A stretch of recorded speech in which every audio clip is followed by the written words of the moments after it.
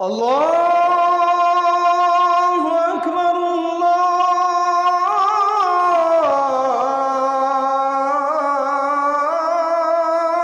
আকবার। আল্লাহ বললেন, ও বান্দা, সৃষ্টি যেহেতু আমি করেছি, সৃষ্টি করার পরে সৃষ্টি জগৎ চলবে কিভাবে এটা আমি আল্লাহ ঠিক করে রেখেছি। তোমাকে যেহেতু সৃষ্টি আমি করেছি, তোমার ব্যবসা কিভাবে চলবে এই নিয়ম নীতি আমি দিয়ে দিচ্ছি। তুমি কোন চাকরি করবা আর কোনটা করবা না এই নিয়ম নীতি আমি দিয়ে দিচ্ছি। তোমার পরিবারটা কেমনে চালাবা এই নিয়ম নীতি আমি দিয়ে দিচ্ছি। তোমার সমাজ কেমনে চালাবা নিয়ম নীতি আমি দিয়ে দিচ্ছি। তোমার রাজনীতি কেমনে চলবে নিয়ম নীতি আমি দিয়ে দিচ্ছি। তোমার বিচার বিভাগগুলো কেমনে চলবে নিয়ম নীতিটা আমি দিয়ে দিচ্ছি। এই সব নিয়ম কানুনগুলো কোরআনের মধ্যে আছে না নাই? এবার মক্কার কাফিররা এসে বলল, ইয়াকুলুনা হাল লানা মিনাল আমরি মিন শাই। ও নবী, আল্লাহকে একটু জিজ্ঞেস করেন, আমরা আল্লাহর দেওয়া 50% নিয়ম কানুন নেই, আর আমরা নিজেরাও 50% নিয়ম বানায় দেই। আল্লাহর নিয়ম আর আমাদের নিয়ম, দুই নিয়ম মিলায় দেশ চলুক। হাল লানা মিনাল আমরি মিন শাই, আমাদের কোনো কিছু দেওয়ার মতো সুযোগ আছে নাকি? কাফেররা বলতো, হাল লানা মিনাল আমরি মিন শাই, যে আমাদের কোনো কিছু দেওয়ার মতো সুযোগ আছে না? রাসূল বললেন, আল্লাহ রাব্বুল আলামিন ওহী করে দিলেন, ও নবী আপনি জানায় দেন, কুল ইন্নাল আমরা কুল্লাহু লিল্লাহ। নতুন ভাবে দুনিয়ার কারো কাছ থেকে একটা নিয়ম নেয়ার কোনো দরকার নাই। নিয়ম নীতি নেওয়া যাবেও না, কোনো আইন কানুন নতুন ভাবে নেওয়া যাবেও না, বরং আমি আল্লাহ যে নিয়মে দেশ চালাতে বলছি সেভাবেই চালাতে হবে। ইন্নাল আমরা কুল্লাহু লিল্লাহ, নিশ্চয়ই সব আইন কানুন কুল্লাহু প্রত্যেকটি হবে লিল্লাহ, আল্লাহর জন্য। আমি আল্লাহ তাআলা যেভাবে বলেছি সেভাবে চালাতে হবে। এখন সৃষ্টির মধ্যে যারা আল্লাহর হুকুমকে বাইপাস করে নিজের বাপ দাদার নিজের মন গড়া হুকুম ঢুকা দেয়, আরও কিন্তু শিরক করে, এরাও শিরক করে ফেলে। আমার ভাই, আল্লাহ বললেন যে সৃষ্টি করেছি আমি, আমার মতো চলো, দেশটা শান্তিতে থাকবে।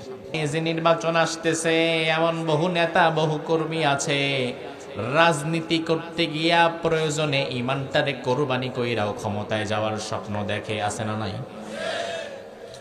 ইমান সবচেয়ে দামি জিনিসের নাম, কারণ যার ইমান আছে দুনিয়াতেও সে সফল হয়ে গিয়েছে, পরকালেও সে নাজাত পেয়ে গিয়েছে, সফল হয়ে গিয়েছে। ইমান যার আছে জান্নাত তার আছে, ইমান যার নাই জান্নাতও তার নাই। আমার ভাই, আপনাদের ফেনীতে 2-4-500 কোটি টাকার মালিক এমন ধনাঢ্য ব্যক্তি আছে না নাই? ফেনীর একজন শীর্ষস্থানীয় ধনী, 1000 কোটি টাকার মালিক, প্রভাবশালী, বিত্তশালী, ক্ষমতাশালী, ওই বান্দা যদি আজকে রাতে মারা যায়, আগামীকাল রাত পর্যন্ত তার লাশটা মাটির উপরে হয়তো থাকবেও না। মারা যাওয়ার সাথে সাথে তার আত্মীয় স্বজনেরা 3 টুকরো কাপড়ের মধ্যে পেঁচিয়ে তাকে কবরস্থ করে ফেলবে।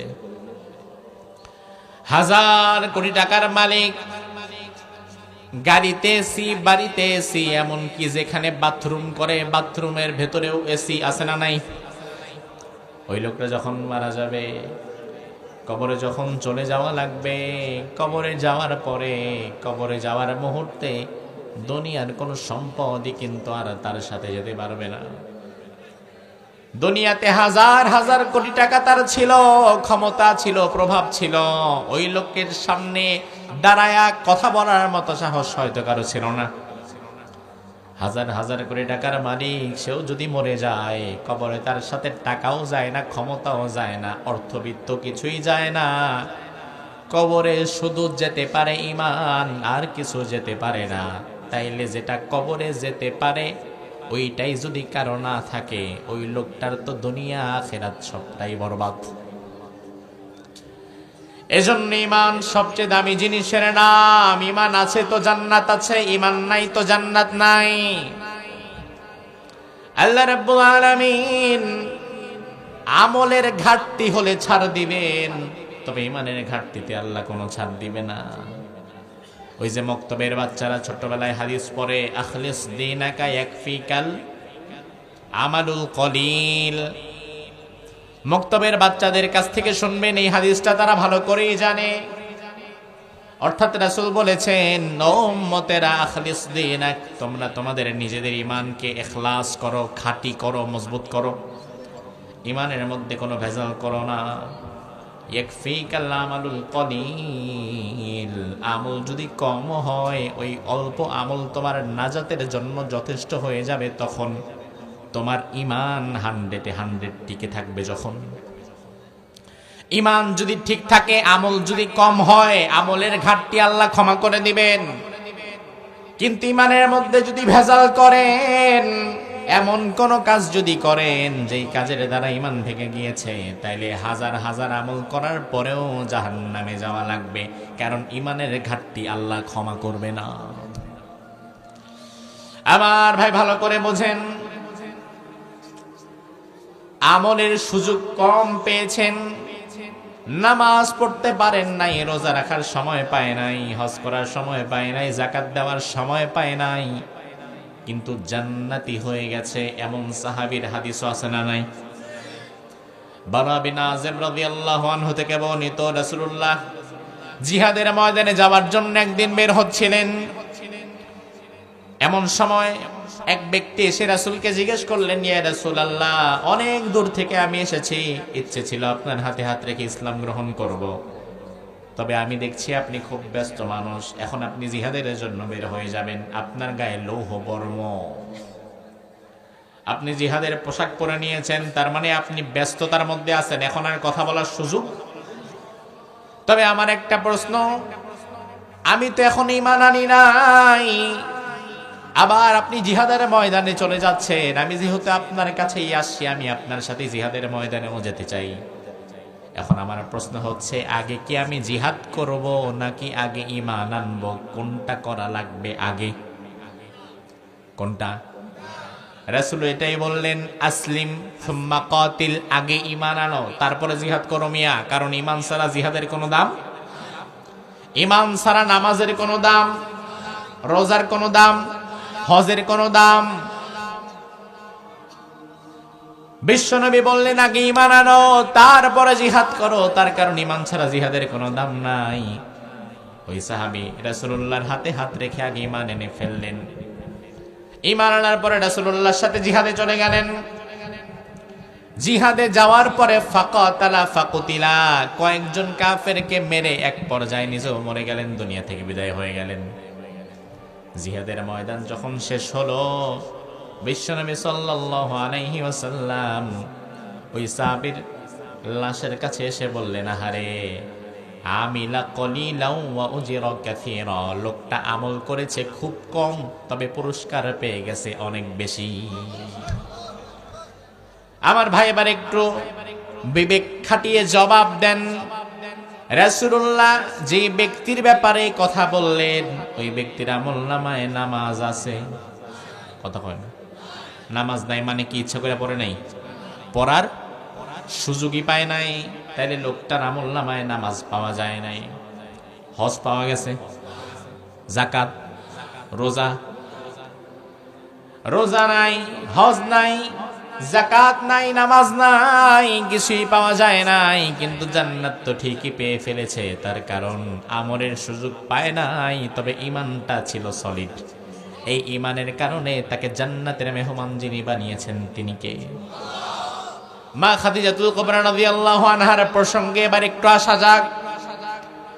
বিশ্বনবীর সবচাইতে প্রিয়তমা স্ত্রী, যার জীবদ্দশায় রাসূল কোনোদিন দ্বিতীয় বিয়ে করেন নাই, দ্বিতীয় বিয়ের চিন্তাও রাসূল করে নাই, এবং রাসূল পরবর্তীতে তার বিবিদের কাছে গল্প করে বলতেন, আমার খাদিজা যদি বেঁচে থাকতো, জীবনে কোনোদিন আমি দ্বিতীয় বিয়ের দিকে যেতাম না।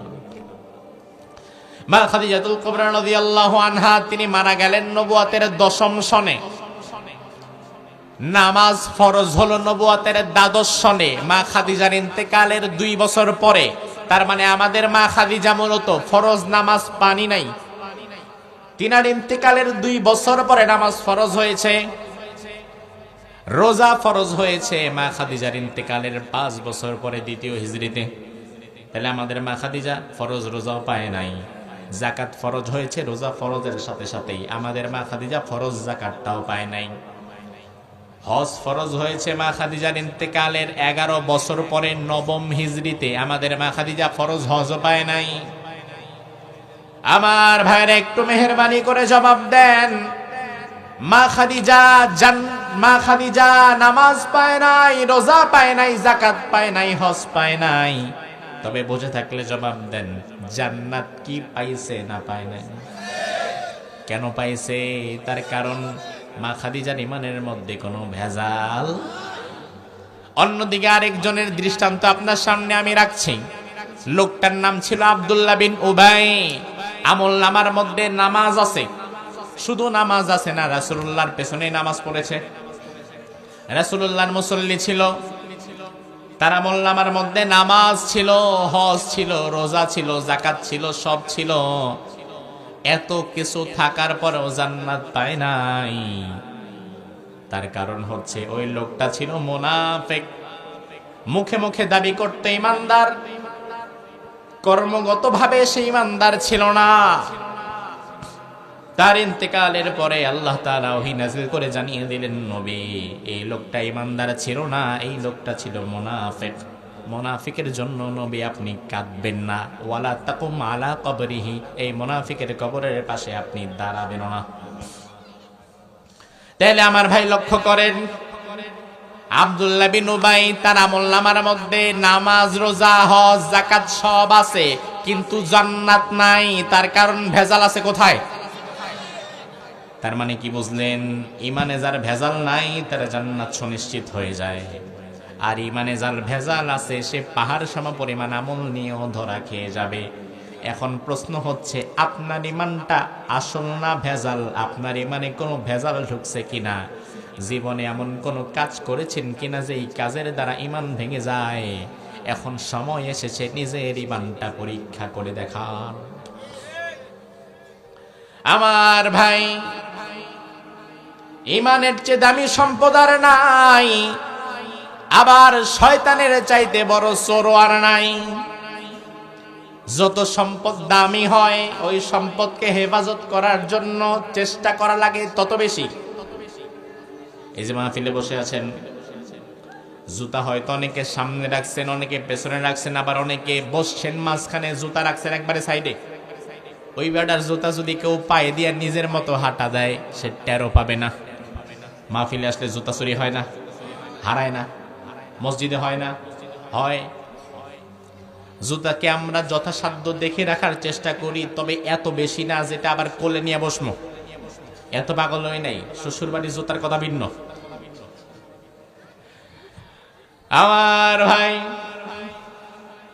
জুতার মূল্য 150 টাকা। আপনি মাহফিল শেষ করে বাড়ি যাবেন, জুতাটা কিন্তু ঘরের ভেতরে না নিয়ে, ঘরটা যদি পাকা বাড়ি হয় তাহলে জুতা রাখবেন বাহিরে। কিন্তু আপনার সাথে যে মোবাইল আছে, 5,000, 10,000, 15,000 টাকা দামের মোবাইল, এই মোবাইলটা আপনার সাথে চলে যাবে আপনার ঘরের ভেতরে, কারণ মোবাইলের দাম জুতার চাইতে। আবার আপনার ঘরে 1 ভরি স্বর্ণ আছে, 2, 4, 5 ভরি স্বর্ণ আছে, মোবাইলটা ঘরে মাথার কাছে রাখবেন, যেখানে সেখানে রাখতেই পারেন, সমস্যা নাই। তবে স্বর্ণ যদি থেকে থাকে, স্বর্ণ কিন্তু ভুলেও মাথার কাছে রাখবেন না। যদিও ওই ঘরের মধ্যে আপনি আর আপনার বউ পোলাপান ছাড়া কেউ নাই, তবুও আপনি স্বর্ণের দাম বুঝে ফেলে স্বর্ণটারে সবার সামনে না বের করে স্বর্ণ ঢুকায় দেন সিন্দুকের ভেতরে। কারণ স্বর্ণের বেলায় নিজের আপন মানুষটা আর বিশ্বাস নাই।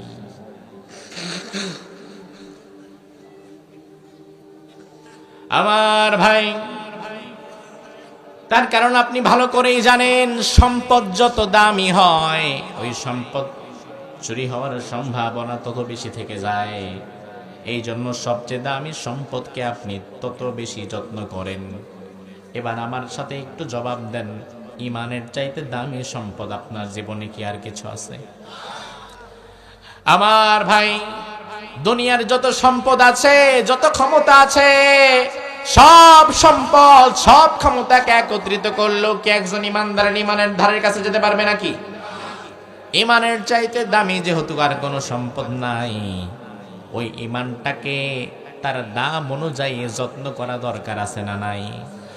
অথচ এই দেশের মানুষ সবচেয়ে বেশি অবহেলা করে ইমানের জায়গায়। আমলের গুরুত্ব যতটুকু দেয় ইমানের গুরুত্ব ততটুকু দেয় না।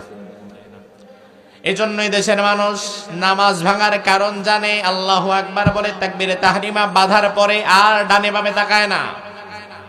কেউ ডাক দিলেও শোনে না, নিজের বাবার ডেকে গেলেও শোনে না। তার কারণ সে ভালো করেই জানে, আমি যদি আমার বাপের ডাকের জবাব দেই, নামাজের নিয়ত করার পরে আমার নামাজটা ভেঙে যাবে। এই জন্য নামাজের নিয়ত করার পরে আর ডানে বামে তাকায় না, কারো কথার জবাব দেয় না, কারণ সে জানে এটা নামাজ ভাঙার কারণ। আর কিছুদিন পরে রমজান মাস, দুপুর বেলায় সামনে ঠান্ডা পানি রাখা, ঘরে কেউ নাই, এক ফোঁটা পানিও সে খায় না প্রচন্ড পিপাসিত হওয়ার পরেও। তার কারণ সে ভালো করেই জানে এক ফোঁটা পানি যদি খাই আমার রোজাটা ভেঙে যাবে। আমার ভাই, নামাজ ভাঙার যেমন কারণ আছে, রোজা ভাঙার যেমন কারণ আছে, ওযু ভাঙার যেমন কারণ আছে, একইভাবে ঈমান ভাঙারও কিছু কারণ আছে না নাই? নামাজ রোজা ওযু ভাঙার কারণ জানে সমাজের অধিকাংশ মুসলমান, তবে ঈমান ভাঙার কারণ জানে না অধিকাংশ মুসলমান। এদেশের মুসলমান নামাজ ভাঙার কারণ জানে, রোজা ভাঙার কারণ জানে, ওযু ভাঙার কারণ জানে, এজন্য এগুলো ভেঙে গেলে আবার নতুন করে নেয়। অথচ ঈমান ভাঙার কারণ না জানার কারণে সস্তা রাজনীতি করতে গিয়া 2 দিন ক্ষমতায় টিকে থাকার জন্য বহু মানুষ ঈমানকে কোরবানি করে রাজনীতি করতে যায়। আছে না নাই? আহারে হতভাগা! অথচ আজকে মরে যাও, এই ক্ষমতা, রাজনীতি, ব্যবসা বাণিজ্য, অর্থ সব পরে থাকবে। যে ঈমানটা তোমার সাথে কবরে যেত, তুমি ওই ঈমানের যত্ন নাও নাই, ওই ঈমানটা নষ্ট করে ফেলেছ। ঈমান আনার পরে সারা জীবন যে ঈমান আপনার থেকেই যাবে এমন ধারণা করা যাবে না ভাই। আজকে আপনি ঈমানের পথে আছেন, হেদায়েতের পথে আছেন, মৃত্যু পর্যন্ত এই পথে টিকে থাকতে পারবেন এমন কি কোনো কারণ আছে? এমন কোনো কনফার্মেশন আপনার কাছে আছে? না। রাসূলুল্লাহর হাতে হাত রেখে ঈমান আনলেন এক ব্যক্তি, আব্দুল্লাহ ইবনে খাতাল। মদিনায় এসেছে হিজরত করে, মক্কা থেকে এসে ঈমান আনছে। কিছুদিন পরে শয়তানের ধোকায় পড়ে আবার মক্কায় ফিরে গেছে, আবার কুফরি করে ঈমান ভেঙে ফেলেছে। অতঃপর রাসূলের বিরুদ্ধে কবিতা লেখা শুরু করছে। তাহলে দেখেন, রাসূলের হাতে হাত রেখে ঈমান আনার পরেও তার ঈমানের নিশ্চয়তা নাই। বনি ইসরাইলের এক ব্যক্তি, আল্লাহ রাব্বুল আলামিন সূরা আরাফের মধ্যে তার ঘটনা বললেন। রব্বুল আলামিন বলেন, ওয়াতলু আলাইহিম নাবাআল্লাযী আতাইনাহু আয়াতিনা ফানসালাখা মিনহা ফাতবাহুশ শাইতান ফাকানা মিনাল গাওয়িন। ও নবী, আপনি আপনার উম্মতদেরকে ওই ব্যক্তির কাহিনী শুনিয়ে দেন, ওই ব্যক্তির বৃত্তান্ত আপনি বর্ণনা করে জানিয়ে দেন, যে ব্যক্তিকে আমি আল্লাহ তাআলা আমার কিছু নিদর্শন দান করেছিলাম। আয়াতের ব্যাখ্যায় মুফাসসিরগণ বলেন, বনি ইসরাইলের এক ব্যক্তি ছিল, নাম হচ্ছে বালআম। কি নাম? বালআম। এই বালআম ছিল বনি ইসরাইলের মধ্যে সবচেয়ে বড় আল্লাহর ওলি। কত বড় আল্লাহর ওলি ছিল বালআম! বালআমের ইবাদতে খুশি হয়ে আল্লাহ রাব্বুল আলামিন বালআমকে মুস্তাজাবুদ দাওয়া বানিয়ে দিয়েছিলেন। মুস্তাজাবুদ দাওয়া মানে হচ্ছে এমন ব্যক্তি যে দোয়া করার সাথে সাথেই আল্লাহ কবুল করে নেয়। সওয়াল করেন, মানে আপনার দোয়াও কবুল হয় সব সময় না? এটা স্বাভাবিক বিষয়, আমি তো যা কই তাই তো আল্লাহ কবুল করে। এমন বালআম এমন ব্যক্তি যাকে বলা হয় মুস্তাজাবুদ দাওয়া। দোয়া করতে দেরি, দোয়া করে হাত নামাবার আগেই আল্লাহ ওই দোয়া কবুল করে ফেলে। আল্লাহু আকবার! এত বড় মাপের আল্লাহর ওলি। আল্লাহ রাব্বুল আলামিন বললেন, হঠাৎ করে বালআম দুনিয়ার মোহে পড়ে গেল। মুসা আলাইহিস সালাম বনি ইসরাইলের নবী, মুসা আলাইহিস সালামের সাথে তৎকালীন স্বৈরাচার জাব্বারিন গোত্রের যুদ্ধ হবে।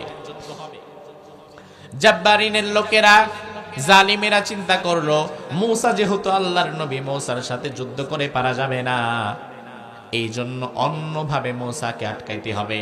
কি করা যায়? বুদ্ধি পরামর্শ করে বের করা হলো, চলো বালামের কাছে যাই। কারণ বালাম দোয়া করলেই তো আল্লাহ কবুল করে ফেলে। চলো বালামের কাছে যাই, বালামকে দিয়ে একবার মূসার বিরুদ্ধে আল্লাহর কাছে বদদোয়া করাই।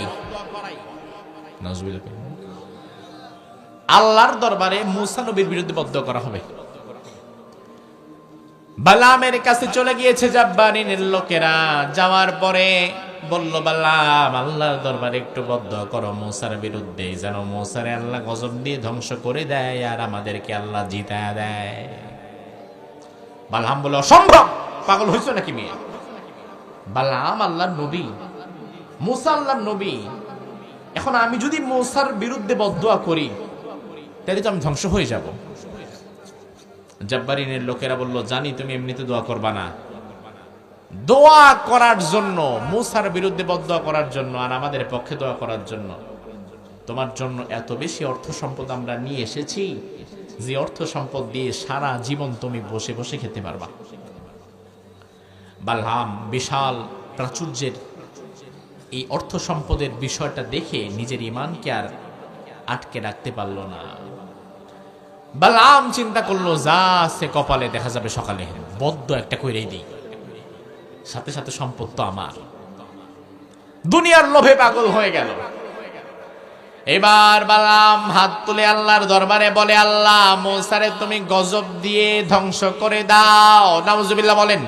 দোয়া করার সাথে সাথে রব্বুল আলামিন কোরআনের মধ্যে বললেন, ওয়ালাউ শি'না লারাফানাহু বিহা ওয়ালাকিন্নাহু আখলাদা ইলাল আরদি ওয়াত্তাবা হাওয়া ফামাসালুহু কামাসালিল কালব।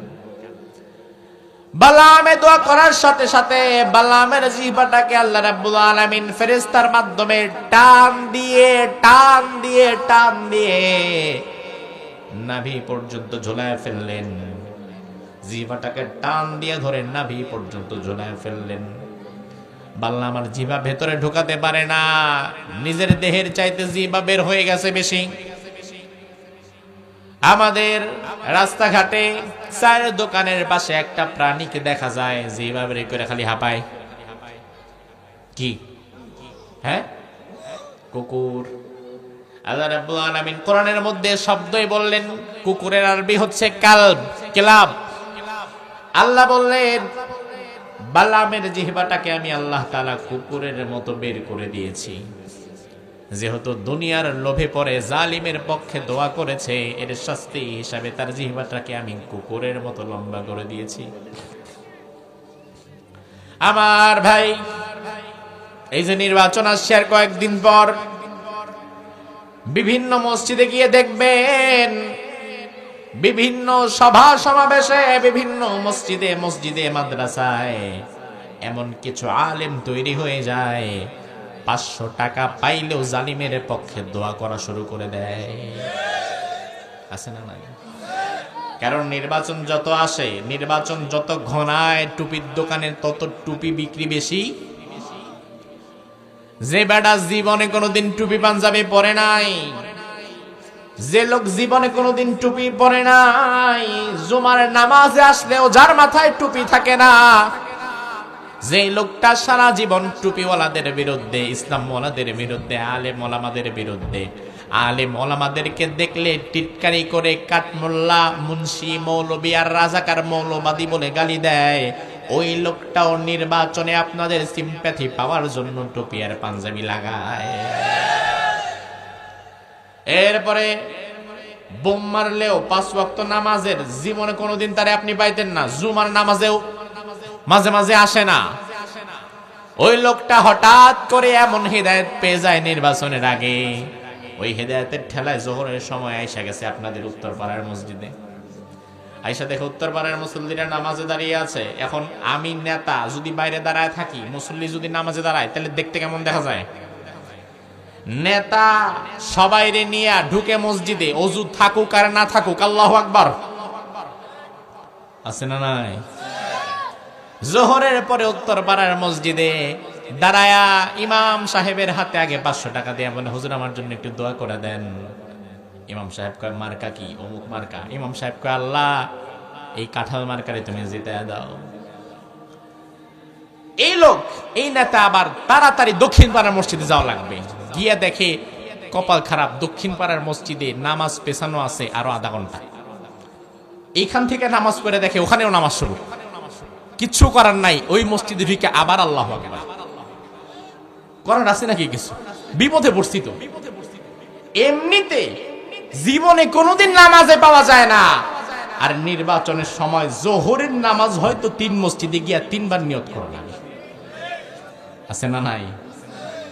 ইমাম সাহেবের হাতে ধরায় দেয় 500 টাকা। ইমাম সাহেব কয়, আল্লাহ তুমি কাঁঠাল মার্কারে জিতায় দাও। আসরের সময় প্রার্থী আরেকটা আসে, আয়েশা বলে, হুজুর আমি স্বতন্ত্র, আমার মার্কা জাম। হুজুর কয়, আল্লাহ তুমি জামের জিতায় দাও। হুজুরের হাতে দেয় 1000। মাগরিবের সময় আরেকজন আসে, হুজুরের হাতে আরো 1000 দেয়। হুজুর আবার দোয়া করে, আল্লাহ তুমি লিসুলেও জিতায় দাও, অমুক রে জিতায় দাও, তমুক রে জিতায় দাও। একই ইমাম সাহেব একই মসজিদের মিম্বারে বসে সমাজের 5-7 জন নেতার জন্য দোয়া করে, এমন আছে না নাই? এরা কত বড় বাটপাট দেখেন। অথচ ওই লোক নিজেও জানে যে আমি যে সবার জন্য দোয়া করতেছি, তো জিতবে তো একজন, তা আমার দোয়া তো সবার জন্যই চলতেছে। আমার আলেমেরা, ইমাম সাহেবেরা নিজেদের ব্যক্তিত্ব ধরে রাখেন। 500 টাকা আর 1000 টাকার জন্য কোন জালিমের পক্ষে যদি জেনে শুনে আপনি দোয়া করেন, তাহলে বালামের মতো আল্লাহ তাআলা আপনার জিহ্বাটাকেও বের করে দিতে পারে। কোন জালিমের পক্ষে যেন আপনার দোয়া না যায়। আপনি যদি জানেন যে লোকটা জালিম, লোকটা খারাপ, লোকটা হাইজাকার, লুটেরাজ, মানুষের জমি আত্মসাৎকারী, এই লোকের দ্বারা সমাজের মানুষের অনিষ্ট হয়, ক্ষতি হয়, সে জুলুমবাজ, দাঙ্গাবাজ, চাঁদাবাজ, এমন ব্যক্তির জন্য দোয়া করা কি হালাল না হারাম? জায়েজ না নাজায়েজ? ফতো আপনারাই দিয়েছেন। আমার ভাই লক্ষ্য করেন, বালামের জিহ্বা রব্বুল আলামিন টান দিয়ে বের করে দিয়েছে। সারা জীবন সে ছিল পথভ্রষ্ট, তার ঈমানটাও নষ্ট হয়ে গেছে। তাইলে বনি ইসরাইলের সবচেয়ে বড় আল্লাহর ওলিও যদি মৃত্যুর আগে তার ঈমান নিয়ে মরতে না পারে, তাইলে আপনি আমি কে? ঈমান এত গুরুত্বপূর্ণ বিষয়। বিশ্বনবী হাদিসের মধ্যে বললেন, ইন্না বাইনা ইয়াদাই সাআতি ফিতানান কাকিতাইল লাইলিল মুযলিম ইউসবিহু রাজুলু ফিহা মুমিনান ওয়া ইউমসি কাফিরা। এমন একটা জামানা কিয়ামতের পূর্বে আসবে, ওই জামানায় সকাল বেলায় ইমানদার থাকবে, আবার সন্ধ্যা বেলায় বেঈমান হবে। সন্ধ্যা বেলায় ইমানদার থাকবে তো সকাল বেলা আবার বেঈমান হয়ে যাবে। অর্থাৎ 24 ঘন্টা নিজের ইমানটা ঠিক রাখতে পারবে না। এমন কথা বলবে যে কথার দ্বারা ঈমান শেষ, এমন কাজ করবে যে কাজের দ্বারা ঈমান শেষ, এমন চিন্তা মাথায় ঢুকাবে যে চিন্তার দ্বারা ঈমান শেষ। আমার ভাই, আপনার কি মনে হয় ক্ষণে ক্ষণে যে মানুষ ঈমান ভেঙে ফেলবে, দুনিয়ার লোভে যে মানুষ ঈমান বিক্রি করে দিবে, এমন জামানা কি 100 বছর পরে আসবে নাকি বর্তমান চলছে? বর্তমান চলছে। এখন আমাদের মূল বিষয় হচ্ছে, আমরা আরেকজনকে খোঁচা দিব না।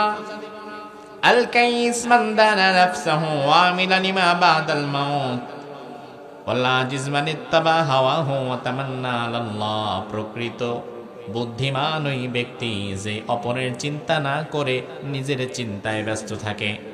আমরা ঈমান ভাঙার কারণগুলো আরেকজনকে খোঁচা দেওয়ার জন্য বলবো না, শুনবো না। আমরা ঈমান ভাঙার কারণগুলো আলোচনা করব। এই জন্য আল্লাহ না করুক, কারণগুলো জানার পরে যদি দেখি আমার নিজের ঈমানেও কোনোদিন ভেজাল হয়ে গেছিল, তাইলে আজকের এই মুহূর্তে তওবা করে আবার নতুন ভাবে ঈমান আনার একটা সুযোগ আছে না নাই? কিন্তু আপনি যদি নাই জানেন যে আপনার ঈমান আছে না গেছে, এই ভাঙা ঈমান দিয়ে মরে যাবেন, আখিরাতে আল্লাহর দরবারে পার পাবেন না। এজন্য ঈমান ভাঙার যে কারণগুলো আছে, সে কারণগুলো আমরা জানবো ইনশাআল্লাহ। আমার ভাই, বেশি কষ্ট আপনাদের হবে না। ঈমান ভাঙার মৌলিক বড় বড় কারণ হচ্ছে 3টা। জোরে কোন কয়টা? জবাব দেন। ঈমান ভাঙার মৌলিক কয়টা কারণ? কয়টা? 3টা। এই তিনটি কারণ আমরা ভালো করে জানবো। আমাদের কারো ইমানে যদি কোনো দুর্বলতা, কোনো সমস্যা, কোনো ত্রুটি আমরা নিজেরা লক্ষ্য করতে পারি তিনটি কারণের সাথে মিলিয়ে, তাহলে নিজেদের ইমানকে নতুনভাবে নবায়ন করে পথ চলবো। রাজি আছেন তো ইনশাআল্লাহ? আমার ভাই, ইমান ভাঙার 1 নাম্বার কারণ হচ্ছে কুফর। ইমান ভাঙার 1 নাম্বার কারণ কি? কুফর মানে হচ্ছে হুয়া জুহুদুল ওয়াহদানিয়াহ আবিন নবুওয়াহ আবিশ শরিয়াহ। কুফর মানে হচ্ছে আল্লাহর একত্ববাদ অথবা রাসূলের রিসালাত অথবা শরিয়াতের কোনো বিষয়কে কেউ যদি অস্বীকার করে তাহলে সেটা কুফরি হয়ে যায়, অস্বীকার করা হয়ে যায়, কুফরি হয়ে যায়। আর কুফরি কেউ যদি করে, অস্বীকার কেউ যদি করে, সে কাফের হয়ে যায়, তার ঈমানটা ভেঙে যায়। আল্লাহর একত্ববাদ অথবা রাসূলের রিসালাত অথবা ইসলামের কোন একটা অংশ, এই 30 পারা কোরআনের কোন একটি অংশকে কেউ যদি অস্বীকার করে তাহলে কি তার ঈমান আছে না গেছে? এই যে 30 পারা কোরআন, ঈমানদার হবে সেই ব্যক্তি 30 পারা কোরআনের 30 পারাই মানবে যেই ব্যক্তি, ঠিক কিনা? কোন মানুষ যদি সব মানে, একটা আয়াত মানে না, সে কি ঈমানদার না কাফের? বাংলাদেশে একটা সম্প্রদায় আছে, তাদের নাম হচ্ছে কাদিয়ানি। নাম শুনেছেন তো? কাদিয়ানি। আজকেও আমি কাদিয়ানিদের মসজিদের পাশ দিয়ে আসছি ঢাকা থেকে। ঢাকার বকশীবাজারে তাদের মসজিদ, আহমদিয়া মুসলিম জামাত তারা নিজেদের দাবি করে। বেশ কয়েক বছর আগে আমি একবার জোহরের সময় তাদের মসজিদে গেলাম। নামাজ পড়ি নাই যদিও, আমি দেখলাম তাদের নামাজ, আযান, ইকামত কি ধরনের। কারণ দুনিয়ার সব ওলামায়ে কেরাম, সব মাযহাবের ইমামগণ, সকল আলেমগণ ইজমাই ফতোয়া হচ্ছে যারা কাদিয়ানি তারা মাশাআল্লাহ কাদিয়ানিরা কাফের। তো আমি দেখলাম যে কাদিয়ানিদের আযান আমাদের আযান এক, তাদের নামাজ আমাদের নামাজ এক, তাদের রোজা আমাদের রোজা এক, সব এক। শুধু ঝামেলাটা করেছে কোরআনে কারীমের সূরা আহজাবের ওই আয়াতে, যে আয়াতে আল্লাহ রাব্বুল আলামিন বলছেন, মা কানা মুহাম্মাদুন আবা আহাদিম মির রিজালিকুম ওয়ালাকিন রাসূলুল্লাহি ওয়া খাতামান নাবিয়্যিন। আমার নবী দুনিয়ার কোনো পুরুষ সন্তানের পিতা নয়। রাসূলুল্লাহকে আল্লাহ তাআলা পুরুষ সন্তান যা দিয়েছিলেন সব আল্লাহ তাআলা আবার নিয়েও গিয়েছেন। রাসূলুল্লাহর কোনো ছেলে দুনিয়াতে জীবিত ছিলই না। রাসূল বললেন, আমার নবী কোনো পুরুষ সন্তানের পিতা নয়, আর আমার নবী শুধু নবীও নয়, খাতামান নাবিয়্যিন, আমার নবী হচ্ছে কিয়ামত পর্যন্ত দুনিয়ার জন্য প্রেরিত হওয়া শেষ নবী। তাহলে আমাদের নবী কি শুধু নবী না শেষ নবী? আমাদের নবীর পরে কিয়ামতের আগ পর্যন্ত দুনিয়াতে আর কোনো নবী আসবে? কাদিয়ানীদের আপত্তির জায়গা এটাই। তাদের কথা হচ্ছে, হ্যাঁ রাসূল শ্রেষ্ঠ নবী, বড় নবী, কথা ঠিক। তবে তারা বলে আমরা রাসূলকে শেষ নবী মানতে পারি না, কারণ শেষ নবী আমাদের আরেকজন ছোটখাটো নবী আছে, গোলাম আহমদ কাদিয়ানী, সে রাসূলের পরে আরেকজন সহকারী ছোটখাটো নবী। কোরআনে কারীমের সব অস্বীকার করা লাগে নাই। যেখানে আল্লাহ বলেছেন খাতামান নাবিয়্যিন, আমার নবী শেষ নবী, ওই আয়াতের কেবলমাত্র একটা শব্দকে সে অস্বীকার করেছে।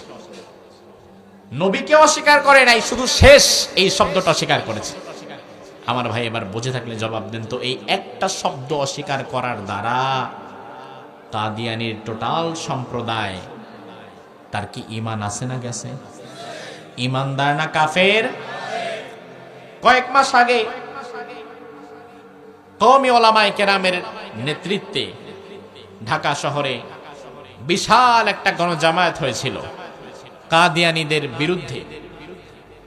খতমে নবুয়ত মহাসম্মেলন, অর্থাৎ কাদিয়ানীদেরকে রাষ্ট্রীয়ভাবে কাফের ঘোষণা করার জন্যে তারা বিশাল একটা আয়োজন করেছিল। লক্ষ লক্ষ মানুষ সেখানে জামায়াত হয়েছিল, লক্ষ লক্ষ আলেম ওলামায়ে কেরাম সেখানে জামায়াত হয়েছিলেন। বাংলাদেশের বড় বড় যত রাজনৈতিক দল আছে, ওই রাজনৈতিক দলের সেন্ট্রাল লিডার যারা, এরাও সেই মজলিসে ছিলেন। সব আলেমদের একটাই দাবি ছিল যে কাদিয়ানীদেরকে কাফের ঘোষণা করতে হবে। কারণ কাদিয়ানীরা বাংলাদেশে থাকুক তাতে আমাদের সমস্যা নাই, কিন্তু তারা মুসলিম আইডেন্টিটি, মুসলিম পরিচয় থাকতে পারবে না, যেহেতু কোরআনে কারীমের একটা আয়াতকে, একটা শব্দকে তারা অস্বীকার করেছে। এজন্য তারা যেহেতু কাফের হয়ে গেছে, তাদেরকে কাফের পরিচয় থাকা লাগবে, ঠিক কিনা? হিন্দু তো আমার দেশে থাকে, সমস্যা নাই, খ্রিস্টান থাকে, বৌদ্ধ থাকে, সমস্যা নাই।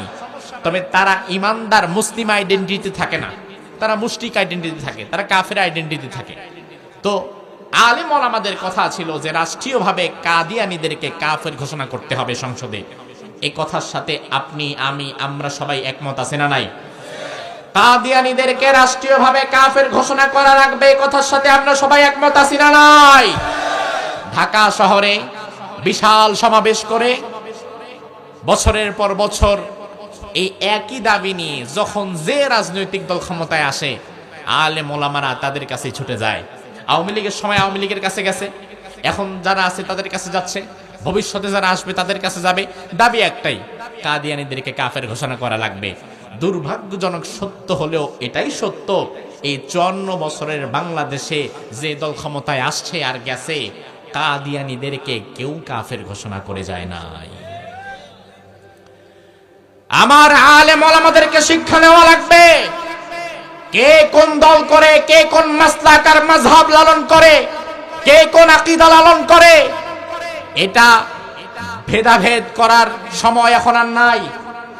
আপনারা 54 বছর সব বাদ দেন, রাষ্ট্রীয়ভাবে শুধুমাত্র কাদিয়ানীদেরকে কাফের ঘোষণা করবেন। কখনো তার কাছে, কখনো আরেকজনের কাছে, কখনো ডানে কখনো বামে, কত জায়গায় দৌড়াইছেন, লাভ হয় নাই। ঐক্যবদ্ধ হয়ে একসাথে দাঁড়িয়ে যান। আগামীর সংসদে আর কোন দলের কাছে, কোন নেতার কাছে গিয়ে দাবি জানাতে হবে না, ভিক্ষার ঝুলি নিয়ে দাঁড়াতে হবে না। ঐক্যবদ্ধ হয়ে নিজের সংসদে যাওয়ার চেষ্টা করেন, নিজের হাতে কলম ধরে কাদিয়ানীদেরকে কাফের নিজেই লিখে দিয়ে আসবে। তার কারণ আমার ভাইরা, আরেকজনের গাছের কাঁঠাল ভিক্ষুকের মতো আর কতদিন চেয়ে খাবা? এখন সময় এসেছে, নিজে কাঁঠাল গাছ লাগাও, নিজের গাছের কাঁঠাল নিজেই খাও। ডানে বামে ঘোরার দিন শেষ। আগামীর বাংলাদেশকে গড়া লাগবে ইসলামের বাংলাদেশ।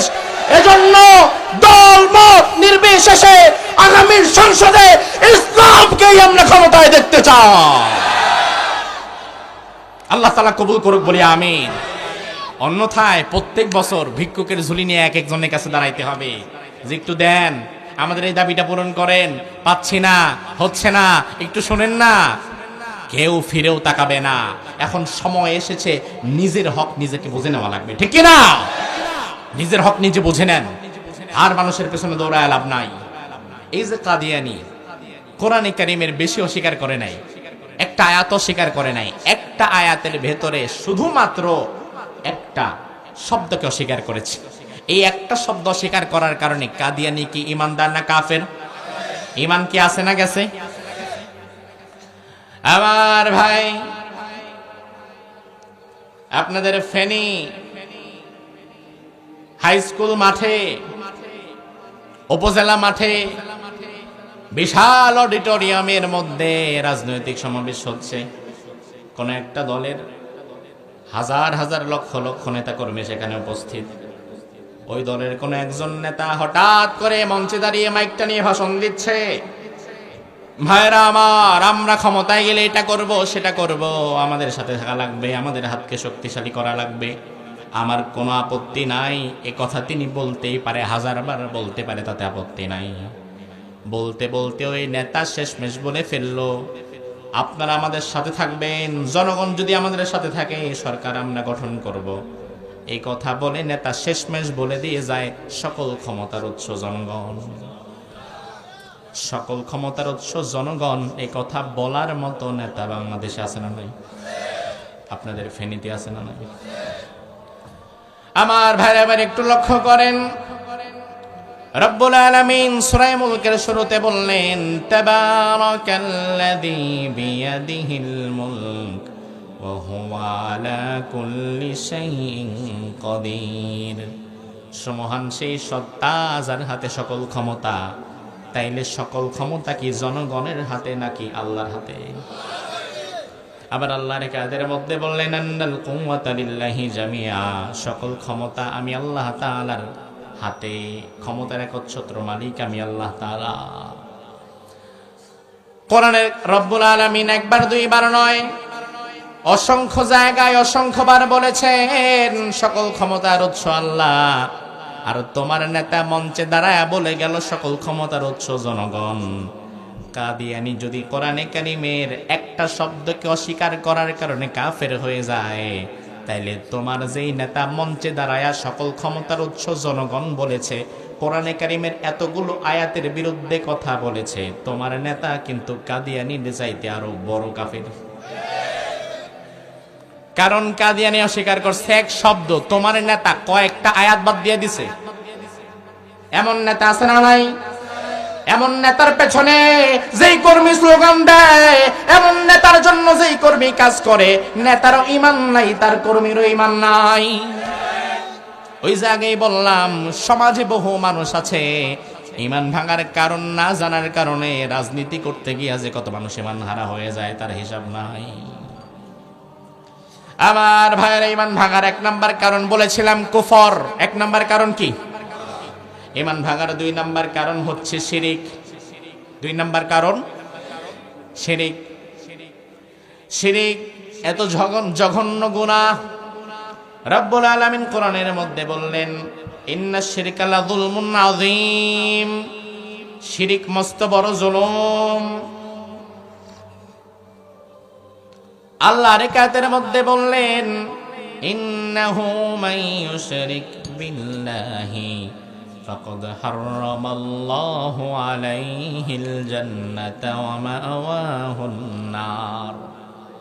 দুনিয়ার কোন মানুষ যদি শিরিক করে, হারামাল্লাহু আলাইহিল জান্নাহ, আমি আল্লাহ নিজে জান্নাত তার জন্য হারাম করে দেই, ওয়া মাওয়াহুন নার, জাহান্নামকে তার জন্য অবধারিত করে দেই। আমার ভাই জবাব দেন, জান্নাতের মালিক কে? জান্নাতের মালিক কি কোন নবী, কোন ওলি, কোন হুজুর, কোন নেতা? জান্নাতের মালিক কে? জান্নাতের মালিক যিনি, তিনি যদি কারো জন্য জান্নাত হারাম করে দেয়, দুনিয়ার কোন ওলির ক্ষমতা আছে নাকি জান্নাত দেওয়ার? আল্লাহ বললেন, শিরিক যদি কেউ করে, আমি জান্নাত তার জন্য হারাম করে দেই। শিরিক মানে হচ্ছে অংশীদার সাব্যস্ত করা আল্লাহর ক্ষমতা, আল্লাহর জাত, আল্লাহর সিফাত। আল্লাহ যা দিতে পারে ওইটা যদি অন্য কারো কাছে গিয়ে চান, এটাই শিরিক। এটাই সন্তান দেওয়ার মালিককে? জোরে কোন? নাকি মাজারে যিনি শুয়ে আছে ওই পীর সাহেব? বাংলাদেশে এমন মানুষ আছে, বিয়ে করেছে 2, 4, 5, 7 বছর, আল্লাহর কাছে সন্তান চায়, 10 বছর যখন পার হয়ে যায় সন্তান হয় না, তখন আর আল্লাহর কাছে চায় না, তখন আল্লাহরে বাদ দিয়া খাজা বাবার কাছে গিয়ে পড়ে থাকে। মাজারের কাছে গিয়া সেজদা দেয়, মাজারের কাছে গিয়া সন্তান চায়, এমন লোক আছে না নাই?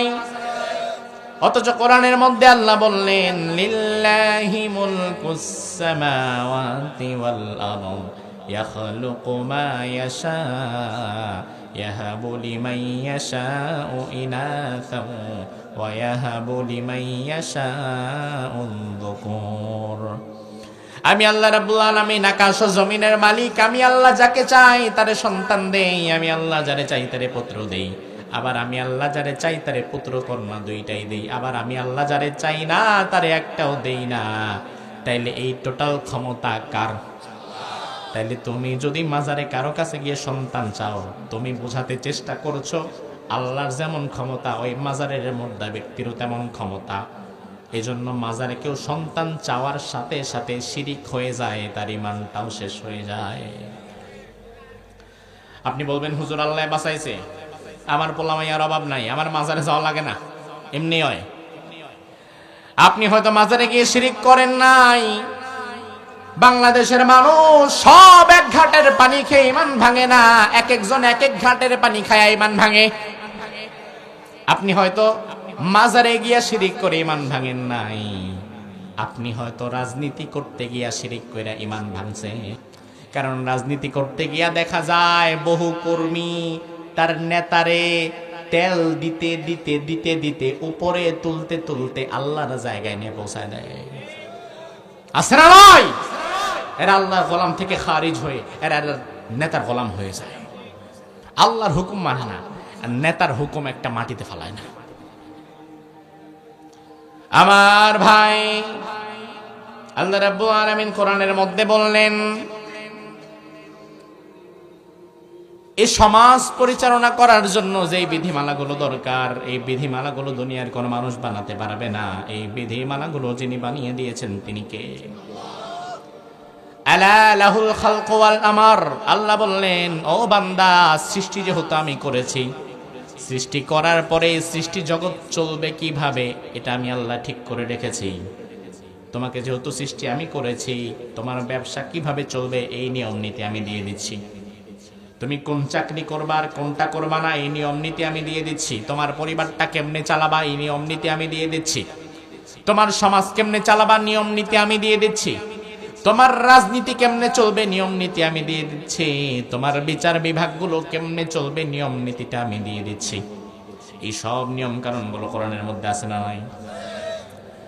এবার মক্কার কাফিররা এসে বলল, ইয়াকুলুনা হাল লানা মিনাল আমরি মিন শাই। ও নবী, আল্লাহকে একটু জিজ্ঞেস করেন, আমরা আল্লাহর দেওয়া 50% নিয়ম কানুন নেই, আর আমরা নিজেরাও 50% নিয়ম বানায় দেই। আল্লাহর নিয়ম আর আমাদের নিয়ম, দুই নিয়ম মিলে দেশ চলুক। হাল লানা মিনাল আমরি মিন শাই, আমাদের কোনো কিছু দেওয়ার মতো সুযোগ আছে নাকি? কাফেররা বলতো হাল লানা মিনাল আমরি মিন শাই, যে আমাদের কোনো কিছু দেওয়ার মতো সুযোগ আছে না? রাসূল বললেন, আল্লাহ রাব্বুল আলামিন ওহী করে দিলেন, ও নবী আপনি জানায় দেন, কুল ইন্নাল আমরা কুল্লাহু লিল্লাহ। নতুন ভাবে দুনিয়ার কারো কাছ থেকে একটা নিয়ম নেয়ার কোনো দরকার নাই। নিয়ম নীতি নেওয়া যাবেও না, কোনো আইন কানুন নতুন ভাবে নেওয়া যাবেও না, বরং আমি আল্লাহ যে নিয়মে দেশ চালাতে বলছি সেভাবেই চালাতে হবে। ইন্নাল আমরা কুল্লাহু লিল্লাহ, নিশ্চয়ই সব আইন কানুন কুল্লাহু প্রত্যেকটি হবে লিল্লাহ, আল্লাহর জন্য। আমি আল্লাহ তাআলা যেভাবে বলেছি সেভাবে চালাতে হবে। এখন সৃষ্টির মধ্যে যারা আল্লাহর হুকুমকে বাইপাস করে নিজের বাপ দাদার নিজের মন গড়া হুকুম ঢুকা দেয়, আর ও কিন্তু শিরক করে, এরাও শিরক করে ফেলে। আমার ভাই, আল্লাহ বললেন যে সৃষ্টি করেছি আমি, আমার মতো চলো, দেশটা শান্তিতে থাকবে। এই iPhone company, Apple company iPhone বানিয়েছে, এজন্য এই ফোনের সকল ফাংশনগুলো ঠিক মতো কাজ করবে কিভাবে, এটা আইফোন কোম্পানি চাইবে যেভাবে সেভাবে। স্যামসাং কোম্পানির কোনো ফাংশন, কোনো নিয়ম কারণ এই ফোনে চলবে না, কারণ সেটা বানায় নাই। এজন্য সৃষ্টি যেহেতু আল্লাহ করেছে, আমরা কিভাবে ভালো থাকতে পারবো, কিভাবে সমাজ সুন্দর হবে, আমাদের জীবন সুন্দর হবে, এই নিয়ম কানুনগুলো পশ্চিমারা ভালো জানে, দিল্লির দাসেরা ভালো জানে, নাকি আল্লাহ ভালো জানে? আমেরিকার থিওরিতে চললে শান্তি আসবে, ইন্ডিয়ার থিওরিতে চললে শান্তি আসবে, নাকি আল্লাহর দেখানো পথে? এটা আপনাদের বিশ্বাস হয়? আজ এ সমাজে আল্লাহর বিধিবিধান নাই বলেই ওসমান হাদির মৃত্যুর 1.5 মাস পার হয়ে যাওয়ার পরেও তার হত্যার কোনো বিচার হয় না। আপনার কি মনে হয়, যদি ইসলাম থাকতো, কিসাস থাকতো, আল্লাহর বিধিবিধান যদি সমাজে কায়েম থাকতো, তাহলে ওসমান হাদির খুনের 1.5 মাস 2 মাস পার হওয়ার পরেও বিচারহীন এই দৃশ্য কি আমাদের দেখতে হতো? ওসমান হাদি এক ভাগ্যবান যুবক, আল্লাহর পথে সে শহীদ হয়ে গিয়েছে। যতটা সময় বেঁচে ছিল ইনসাফের পক্ষে, মানবতার পক্ষে, বাংলাদেশের পক্ষে ছিল তার কথা, ঠিক কিনা? তার প্রতিটি কথাই কিন্তু ছিল দেশের পক্ষে, ইনসাফের পক্ষে। তার একটা কথা ছিল, ভাইরে আমি যে এত কথা বলছি, আমাকে যদি কোনোদিন মেরে ফেলে কি কইরো? মাশাআল্লাহ, কি কইরো? বিচারটা শুধু কইরো। ওসমান হাদির পরিবার আপনাদের কাছ থেকে টাকা পয়সা চায় নাই। ওসমান হাদির পরিবার ফ্ল্যাট গাড়ি বাড়ি চায় নাই, চাকরি বাকরি চায় নাই, শুধু তারা চেয়েছে হত্যার বিচারটা যেন হয়। ওসমান হাদি নিজে মৃত্যুর আগে বলে গিয়েছে, আমাকে যদি কেউ মেরে ফেলে আমার হত্যারটা যেন, বিচারটুকু যেন আমি চাই। আর আমার হত্যার বিচার না হলে ভবিষ্যতে হক পথে আর কেউ দাঁড়াবার সাহস পাবে না, আর কেউ দাঁড়ালে তাকে হত্যা করলে তারও আর কেউ বিচার হবে না। এজন্য সে বিচারহীন এই সমাজে বিচারটুকু চেয়েছিল। অথচ আমাদের অথর্ব উপদেষ্টারা 1.5 মাস 2 মাস পার হয়ে যাওয়ার পরেও এই বিচার কি তারা দিতে পেরেছে? পেরেছে? তারা আমাদেরকে শোনাচ্ছে 90 দিনের ভেতরে বিচার হবে। আজ আমি আপনাদেরকে কোরআন সামনে রেখে বলে যাই, 90 দিন তো ভালো কথা, 90 বছরেও যদি কোরআন প্রতিষ্ঠা করা না যায়, ইনসাফ প্রতিষ্ঠা করা না যায়, ওসমান হাদির কোনো বিচার হবে না।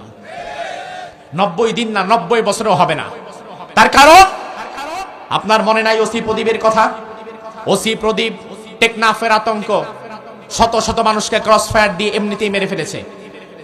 তার সব দলিল প্রমাণ তো বিচার বিভাগের কাছে আছে, ফাঁসির রায়ও তো হয়েছে, কই কিছুই হইল না।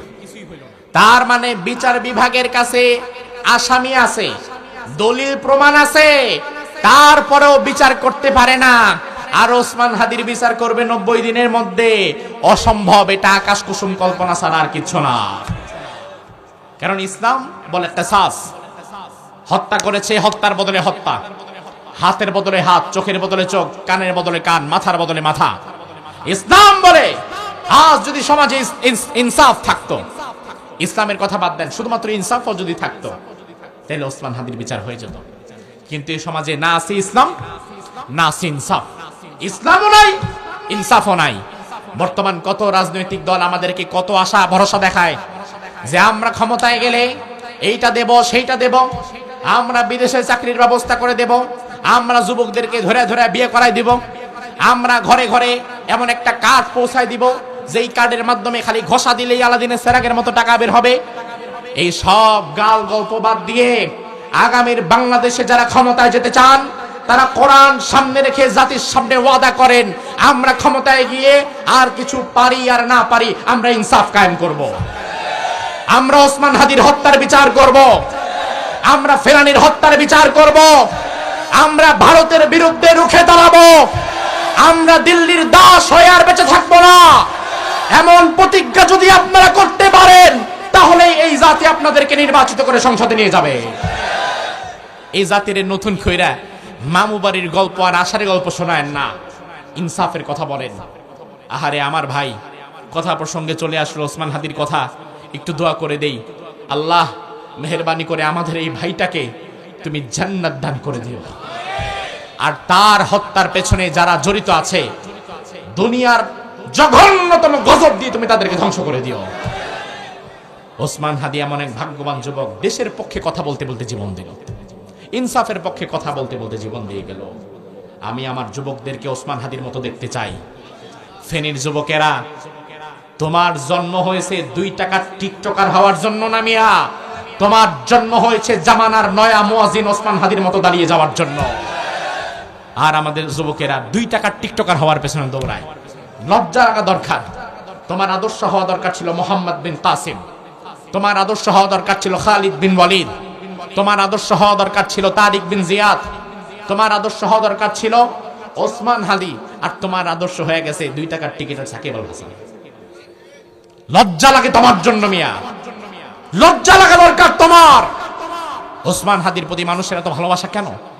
তার কারণ আল্লাহর পথে যে জীবন দেয় তার ভালোবাসা আল্লাহ তাআলাই মানুষের কলিজায় ঢুকায় দেয়। ওসমান হাদির জীবনে তোমার 2 টাকা দেয় নাই, তোমার সাথে দেখাও হয় নাই, তবুও তার মৃত্যুতে তুমি কেন কষ্ট পেয়েছো? তার কারণ এটা আল্লাহ তাআলা তোমার ভিতরে ঢুকায় দিয়েছে। এই মনকে আল্লাহ তাআলা কন্ট্রোল করে, এটা আল্লাহ তাআলা তোমার ভিতরে দিয়ে দিয়েছে। বর্তমান জামানায় মানুষ মানার জন্য বেশি কিছু লাগে না তো ভাই। গাঁজাখোর, নেশাখোর, ইয়াবাখোর, এমন অনেক পোলাপান আছে না? এমন কাউকে ধরে আপনি 10,000 টাকা ধরায় দিবেন, 10,000 টাকা দেওয়ার পরে বলবেন, এই যে রাত্রেবেলা মুরব্বী বাবাজি যাচ্ছে, 10,000 টাকা তোমারে দেব, নেশা পানি করবা, একটা ছুরি দিয়ে পার মেরে দেবা রাত্রেবেলায়। ওই গাঁজাখোর, নেশাখোর 10,000 টাকার জন্য ভালো মানুষকে খুন করে ফেলতে পারে, 2 বার ভাববে না, 10,000 টাকার জন্য পারবে। যেই বাজারে 10,000 টাকা দিয়ে মানুষ মারা যায়, ওই বাজারে ওসমান হাদিকে মারার জন্য ব্যয় করা হয়েছে কত? 219 কোটি টাকা। কত? আমার ভাই, ঘাটে বুদ্ধি থাকলে বোঝে নেন, ওসমান হাদি সর্বত্র তার কথা ছিল ভারতীয় আধিপত্যবাদের বিরুদ্ধে, জালিমের বিরুদ্ধে, ঠিক কিনা? এই জন্য আধিপত্যবাদীরা, দিল্লির প্রভুরা, তারা ভালো করে হিসাব করে দেখেছে, সর্বনাশ, এই যুবক যেইভাবে আমাদের বিরুদ্ধে কথা বলছে, এই যুবকের এই মানসিকতা যদি বাংলাদেশের বাকি মানুষদের মধ্যে একবার ছড়িয়ে যায়, বাকি যুবকদের মধ্যে যদি ওসমান হাদির মতো কিছু যুবক তৈরি হয়ে যায়, তাহলে আগামীর বাংলাদেশে ভারতপন্থী রাজনীতির কবর রচিত হবে। এই জন্য দিল্লির প্রভুরা ভালো করে হিসাব কিতাব করেই ওসমান হাদিকে তারা দুনিয়া থেকে বিগ বাজেটের মাধ্যমে বিদায় করে দিয়েছে। আমি আজ আমার ফেনীর যুব সমাজকে বলতে চাই, ওসমান হাদি দেশের পক্ষে, ইনসাফের পক্ষে, ন্যায়ের পক্ষে কথা বলার জন্য যে জীবন দিয়েছে, তাকে যে গুলি করে হত্যা করা হয়েছে, এজন্য কি তোমরা পিছিয়ে যাবা, ভয় পাবা?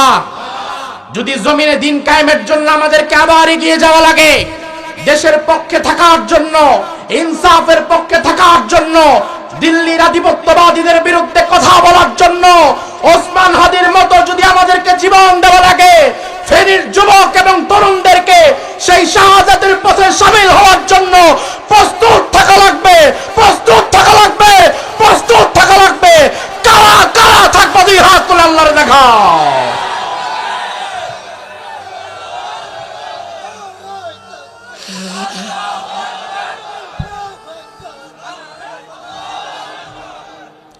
এমন পেছ লাগাইছেন, এই কোনার মিয়া নারায় তাকবীর, এই কোনা দিয়ে জালো জালো, এই কোনা দিয়ে আল্লাহু আকবার, এই কোনা দিয়ে থামো থামো, মানে কারোর সাথে কারো কোনো মিল নাই। যে কোনো একজন একবার বলেন, বাকিরা তার সাথে দেন, তাইলে সুন্দর হবে।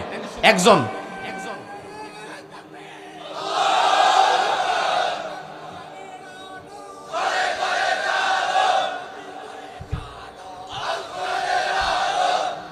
আল্লাহ তাআলা আগামীর ঘরে ঘরে না, আল্লাহ তাআলা আগামীর সংসদে যেন কোরআনের আলো জ্বালিয়ে দেয়।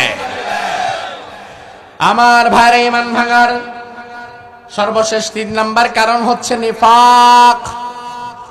নিফাক একটা রোগের নাম।